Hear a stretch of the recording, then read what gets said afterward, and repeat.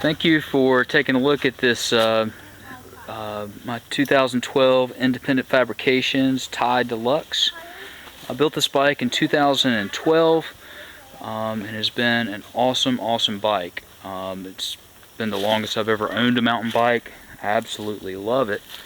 The reason I'm selling it is I just really want to try a different bike. Actually a couple different bikes, and so I'm going to sell this thing to help fund those desires. The bike has been meticulously maintained. I ride backcountry here in Southwest Virginia. Also race endurance mountain bike events. The frame was originally painted with some panels here, and after the first year I sent it back to IF and they re-shop peened it for me and put these decals on. The drivetrain has been replaced. I think this is the 4th drivetrain that I've had on the bike. There's been lots of recent updates that I've done. For instance, grips are new. There's a new rear derailleur on here. It's a new cassette, new chain rings. The chain rings and cassette are about the same. They approximately have 200 miles on them, 250 miles. The chain has 100 miles on it. I also relaced this rear wheel with a new rim. These rims are Stan's Crest, custom anodized by Project 321 Silver. The rear wheel has 120 miles on it, but I did have a couple of dings in the rim in that 120 miles right there and there. They're not bad, and I'll spin the wheel. You can see that it still spins true and the tension is proper. But if you've ever run Stan's rims, you know that if you push the limits to proper PSI, sometimes you get some dings. I've run the rim that was on there previous, this another Stan's Crest. I mean, I probably had 10 or 15 big dings in it, but one was pretty bad to where I couldn't get proper tension, so I ended up with the spoke, so I ended up just relacing it. The Chris King hubs have been serviced. I just repacked that rear bearing in there. Let's see, fresh tire. The rear tire has 120 miles on it as well. Oh yeah, the Moots tie post, flexes, really nice. New saddle, Bontrager. I really like that saddle. For me, it's comfortable, it's flat, just nice. This frame is really amazing. I had it kind of built around the Trek Superfly geometry. Corrected so that it could run similar handling with a G2 fork, but without a G2 fork.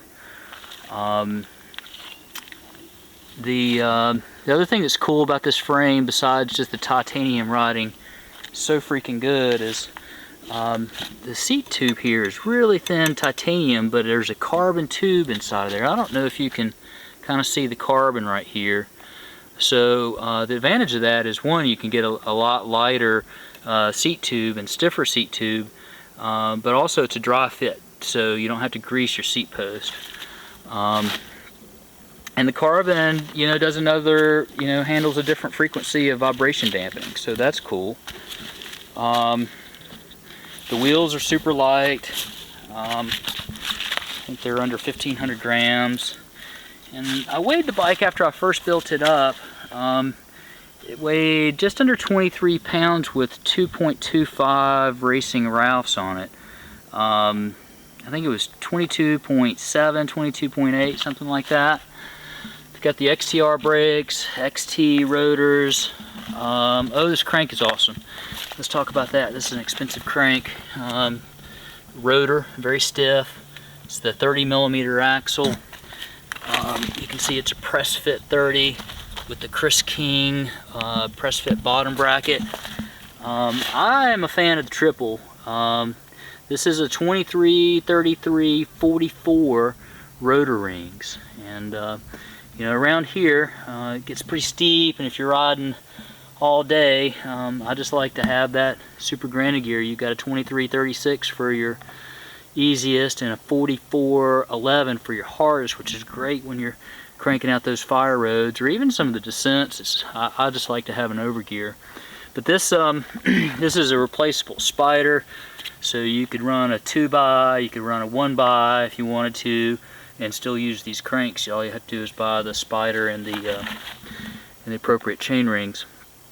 These rotor rings really make a difference. I've been running them for 4 years, and you can't tell a difference when you're just cruising around, but when you go hard, those rotor rings, it seems like it's just easier to maintain your cadence. I like them. They don't shift quite as well as a round ring, but with the smaller mountain bike rings, I think they shift adequately enough, which is the other reason I ran this setup, which is a grip shift and the rapid fire. I like the rapid fire or trigger shifter for the rear, but for the front I like to be able to trim the derailleur so I never get rub. Also, you know, you can really ram it, twist it hard, and get it to shift up. But that's an awesome bike. It's gonna make somebody a really good deal. This frame by itself is $4 grand. Built up how you see it. This is about an $11,000 mountain bike. You know, you can add up all the components yourself and see how much it would cost. So it's an awesome bike. It's going to make somebody really happy.